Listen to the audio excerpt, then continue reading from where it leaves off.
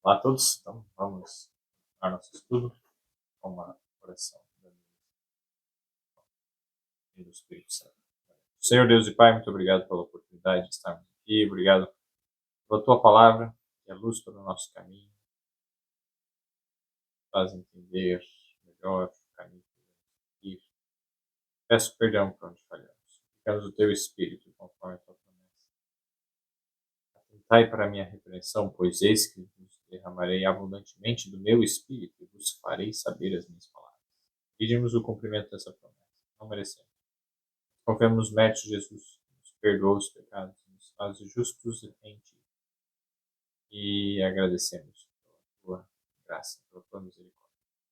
Obrigado pelo aprendizado que teremos em nome de Jesus.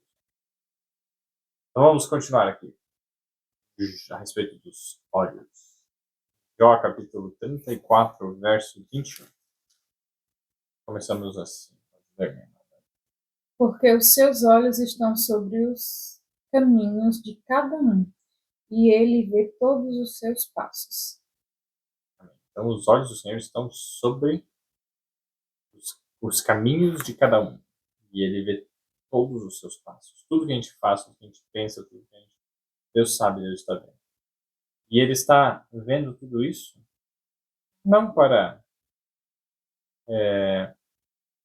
nos condenar. É uma realidade isso. Mas a motivação que se coloca em cima disso é falha. E o que os amigos de Jó erraram, mas assim, a maioria das coisas que eles falaram certo, corretamente, como posso dizer, doutrinariamente, teologicamente corretas, só que a motivação, a falta do amor, da misericórdia que colocou. Então, muitas vezes, demonstravam a falta de conhecimento do real caráter de Deus. A gente está vendo isso, está já tudo de acordo com outras coisas que nós lemos, mas é importante nós percebermos, né, que não adianta ter somente a teoria. A teoria precisa tornar uma realidade na prática e, e no coração. Transformação do coração, é isso que precisamos. Não adianta um melhoramento apenas conhecimento, não é o conhecimento que salva. O conhecimento é uma parte necessária para que conheçamos como podre é o nosso coração, como miserável. E aí precisamos um coração novo, e aí Deus transforma o coração de dentro para fora. Aí a coisa vai para frente, aí tem progresso, né? Vai dar certo. Então vamos lá.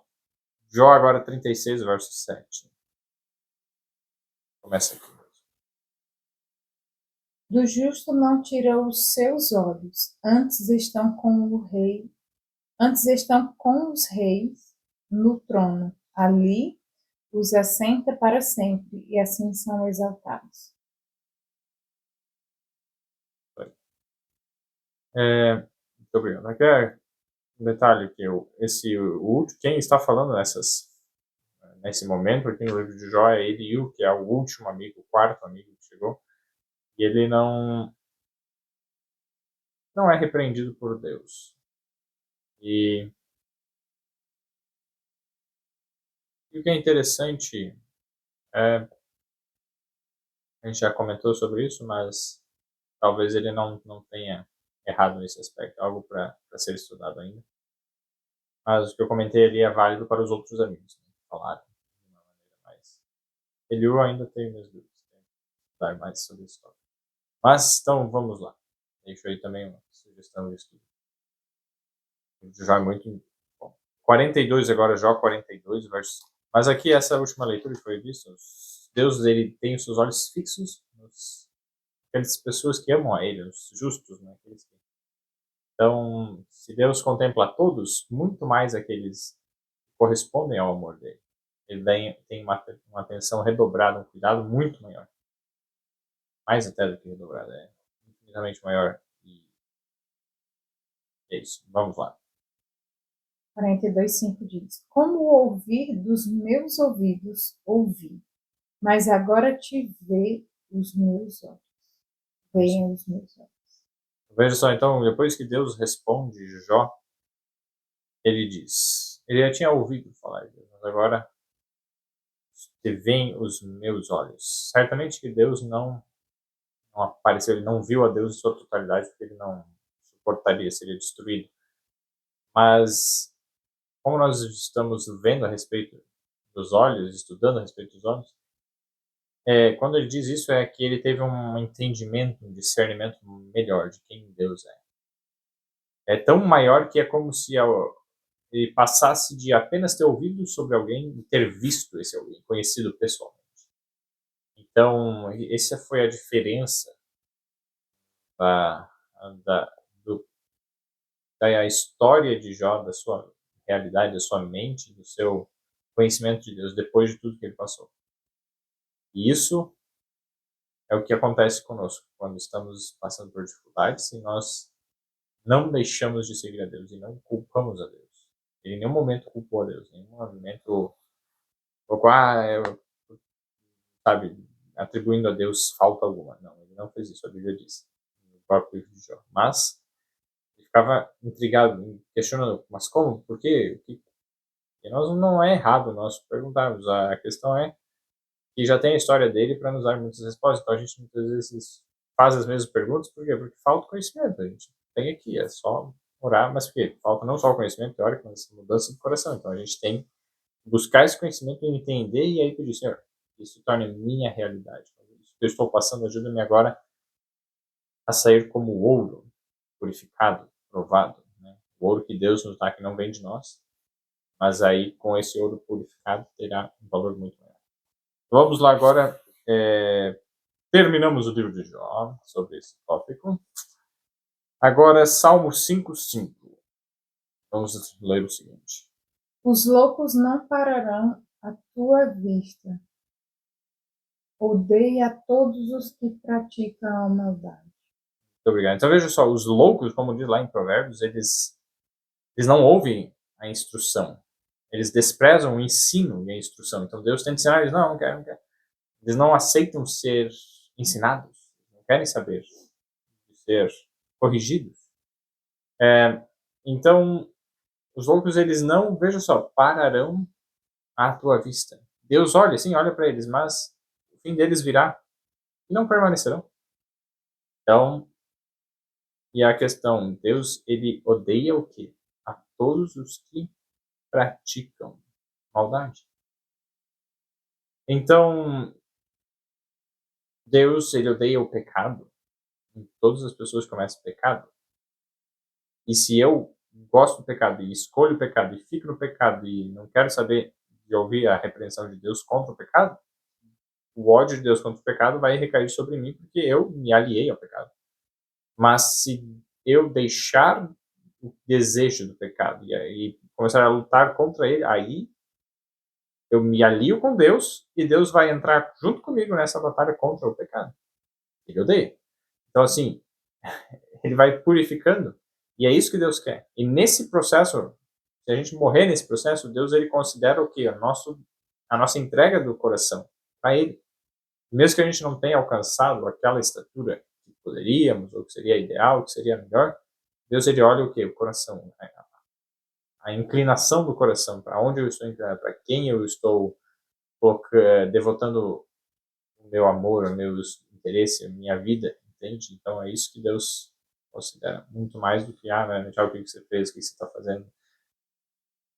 Então, é no coração, desejo. Então a pessoa quer fazer o certo, muitas vezes não consegue, e Deus considera muito mais o querer da pessoa, o desejo, tem questões que o crescimento é progressivo, a mudança é progressiva, e nesse processo muitos morrem. Não é porque a pessoa não fez tudo tal que a gente não é salvo por obras, é salvo pela graça. Se a graça me salva, então ela é poderosa para me livrar das obras ruins. Então, falta muitas vezes a fé, falta. E é um crescimento. Por isso, quanto mais a gente buscar Jesus, mais nos entregarmos, mais fé tivermos no estudo de Sua palavra, mais rápido andaremos nessa caminhada. E Deus quer isso. Deus quer o nosso crescimento da melhor forma. Então, é importante entendermos bem esses tópicos. Agora, Salmo capítulo 6, verso 7. Já os meus olhos estão consumidos pela mágoa e têm se envelhecido por causa de todos os meus inimigos. Então, veja só. A mágoa, ela afeta não somente nossos olhos físicos, né, mas também nossos olhos espirituais. Então, quando as pessoas fazem mal pra gente, o inimigo, e a gente fica sofrendo toda aquela angústia, isso afeta o nosso, nos afeta muito, mas quando nós entregamos essas questões para Deus e deixamos que Deus cuide de nós, o exemplo de Jesus, Jesus não ficava pegando para si, sofrendo assim, nossa, estão me perseguindo e tal, e ficava com aquela mágoa. Ele tinha mais paz do que os discípulos, todos, mais que todos, né? E sofreu muito mais que todos eles. Mas a paz dele vinha de uma entrega total a Deus. Então, vem as situações que nos magoam, entrega a mágoa para Deus, entrega os medos, entrega as situações difíceis e Deus vai cuidar delas. Jesus fez isso. Teve situações que ele falou a verdade e as pessoas chegaram para matar ele, mas não era o momento ainda de morrer. Não se preocupavam. O que Deus fez? Deus fez com que os anjos o protegessem. Ele saiu do meio deles, desapareceu, ficou invisível. Deus agiu de maneira sobrenatural para livrá-lo de coisas que ele não fez por escolha, mas e porque houve uma intervenção também sobrenatural de Satanás fazendo de tudo para levar as pessoas a agirem, Deus também interviu com os anjos bons para protegê-lo. Então, estamos sob os cuidados de Deus. Deus não tira os olhos da gente se nós estamos do lado dele. Então, a proteção de Deus é certa. Não precisamos ter medo. 11:4. O Senhor está no seu santo templo. O trono do Senhor está nos céus. E os seus olhos estão atentos e as suas pálpebras provam os filhos dos homens. Então, olha só que interessante. Deus está onde? No céu. No seu templo, no trono. E ele está olhando. Seus olhos estão atentos. As suas pálpebras provam os filhos dos homens. Então veja só. Vou olhar aqui nos meus olhos. As pálpebras fazem o quê? Fecham, protegem o olho, evitam que a gente enxergue muita coisa. Então, Deus, quando ele olha para o mal, ele não suporta o mal, ele não gosta. Então, muitas vezes, para nos dar oportunidade de arrependimento, sem já nos dar a recompensa imediata do mal, ele fecha os olhos para não ver a iniquidade. E ele fala, e ele chama, e se a pessoa não se arrepende, quando ele abre e vê e o seu julgamento, o julgamento de Deus é 100% correto, é perfeito, e aí não tem outra escolha, né? Nós estamos condenados. Mas, se nós ouvimos a sua voz e deixamos o mal, aí ele pode abrir os olhos e olhar para nós, e não tirar os olhos de nós, porque ele verá o seu caráter em nós. É isso que ele quer. Poder olhar para nós, sem sofrimento. Como um pai que olha para um filho que está nas drogas, tudo acabado, emagrecido, doente. Sim, ele vai lá, vai procurar ajudar, mas. E o filho ainda falando mal do pai, querendo roubar o pai, e fazendo um monte de coisa. É uma situação difícil, você não consegue ter muito relacionamento ali, você não consegue dar muito suporte, porque o dinheiro que você dá, a pessoa usa para droga ainda. Então o pai, ele olha para aquilo com uma tristeza, um ódio ao pecado, um ódio da droga, das pessoas que vendem droga, das pessoas, é um ódio assim de toda essa corrupção, mas com um amor intenso pelo filho. E aí quando o filho aceita e agora quer e começa, não, eu quero deixar e tal, aí é diferente. É a mesma coisa conosco, Deus olhando para nós. Sejamos filhos que se convertam ao nosso Pai. Salmo agora 13, verso 3.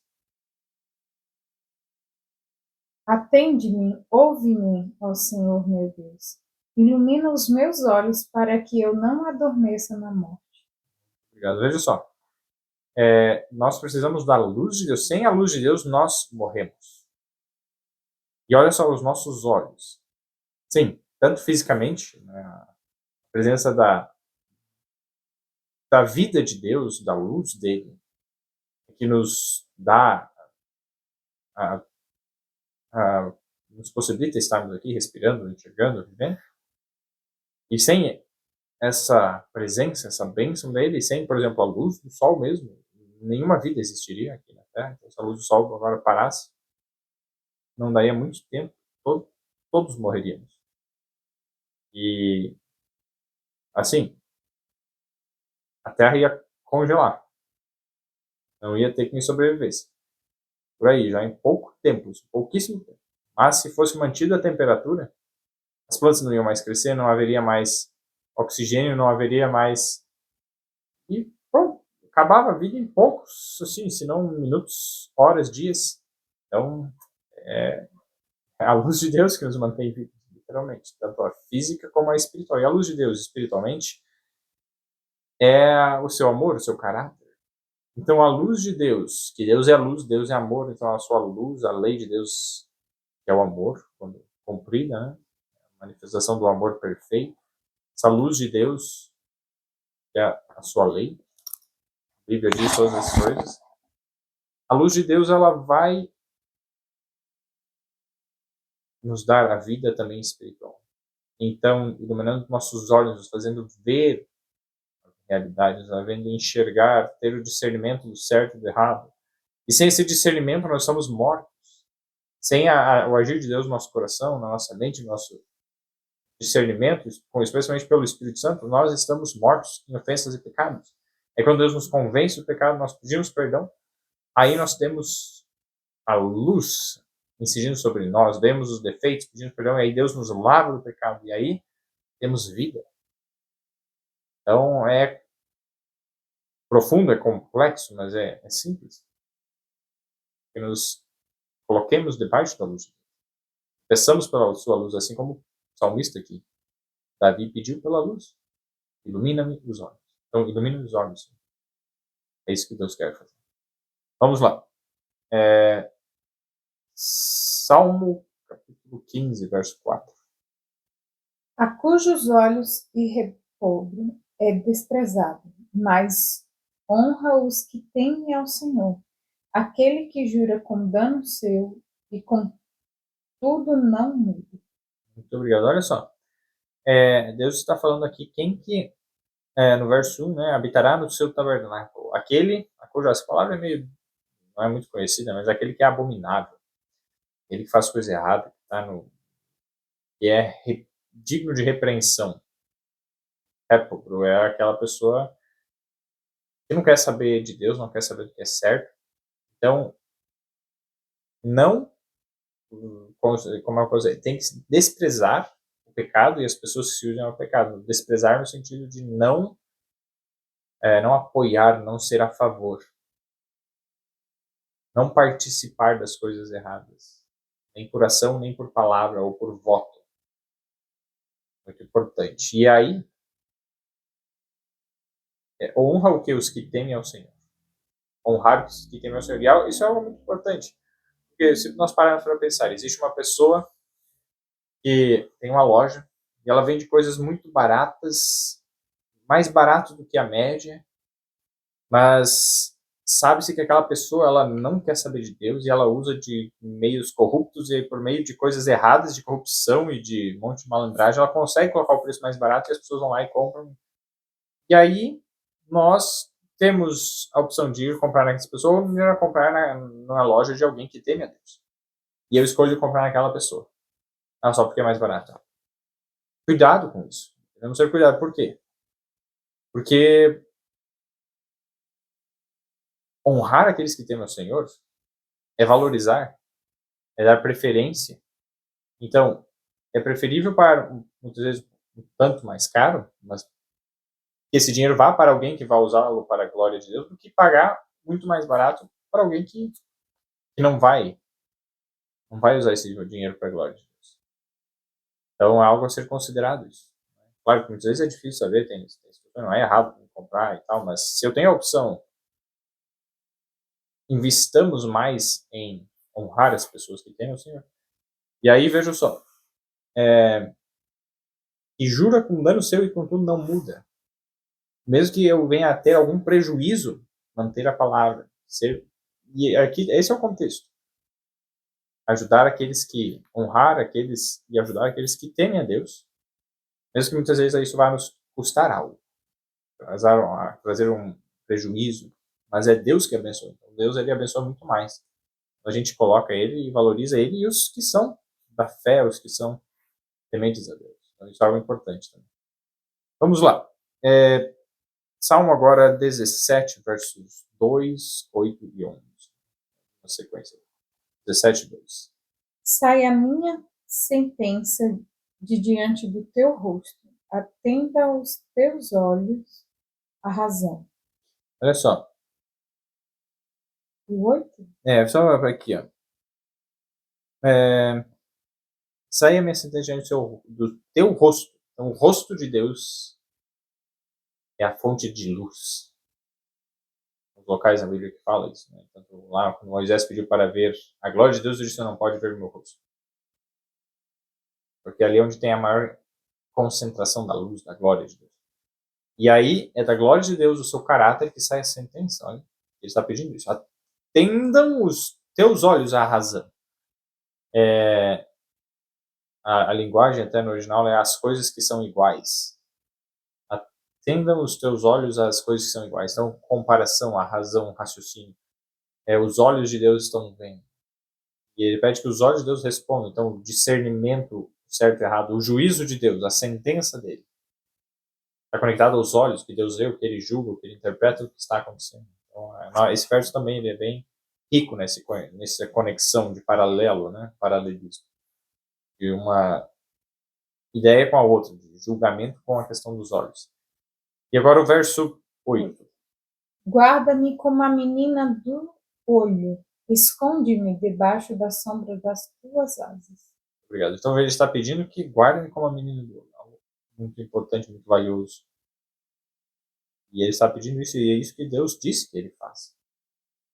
E agora, Salmo 17, 11. Tem-nos cercado agora nossos passos e deixaram os seus olhos para a terra. Baixaram. E baixaram. Então veja só.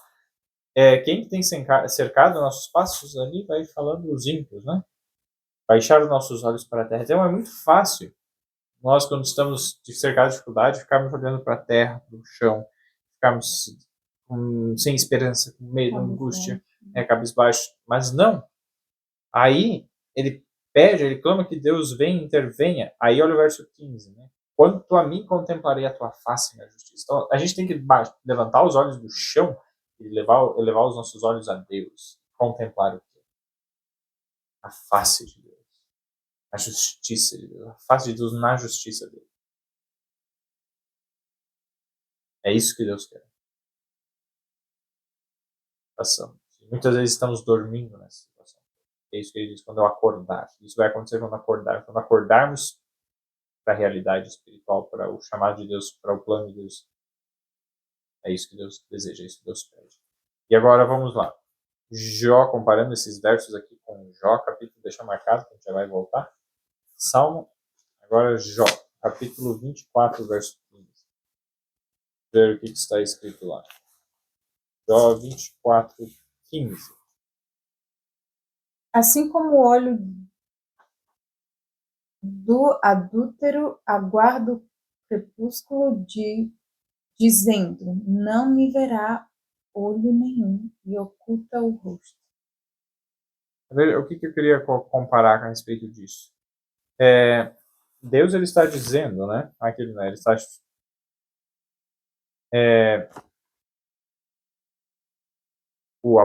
o adúltero, aquele que vai fazer algo errado, o adultério, ele vai dizer, não, o olho do adúltero aguarda o que o crepúsculo aguarda a escuridão. Para ir fazer as coisas não me verá olho nenhum. Mas Deus está vendo todas as coisas. E ao contrário de buscarmos as trevas, a escuridão para fazermos as coisas erradas, devemos buscar a luz para deixar de fazer as coisas erradas. Então esse é um verso aqui que, quando comparado, né, a gente vê vez de ficar olhando mesmo para as coisas ruins, para as dificuldades, para a escuridão que está muitas vezes onde estamos, para as trevas debaixo, olhemos para a luz assim. Pela fé, muitas vezes, para a luz que está debaixo, acima, no caso das nuvens. As nuvens estão abaixo, bloqueando nós enxergarmos a luz, mas olhemos para a luz. Fé, saibamos que ela está. E agora, mais um verso para esse momento. E aí, Salmo 18, 27. Isso. Porque tu livrarás o povo aflito e abaterá os olhos altivos. Muito obrigado. Olha só. Então Deus, ele vai fazer o quê? Ele vai livrar o povo aflito e abaterá os olhos aflitos. Então assim, o povo aflito que está fazendo certo, está sofrendo por fazer o que é certo, Deus ele vai livrar. Já aqueles que estão com os olhos altivos, estão se achando bom e melhor, e mesmo fazendo coisas erradas, Deus ele vai abater. Então, novamente, os olhos, o julgamento, o juízo, a pessoa fica julgando tudo de forma egoísta, eu sou bom, eu sou melhor. Deus vai abater esses orgulhosos, essa altivez. Que não sejamos nós orgulhosos nem altivos. Queridos, vamos encerrar por aqui o estudo de hoje. Oremos para encerrar agora. Senhor, muito obrigado pela tua palavra, muito obrigado pelos ensinamentos que o Senhor deixou para nós. Perdão pelos pecados, ensina-nos, guia-nos no teu caminho. Seja o nosso professor, ajuda-nos, salva-nos para ti. Entra no nosso coração, muda nossos olhos, para que vejamos a tua luz. Peço e agradeço em nome de Jesus. Deus abençoe cada um.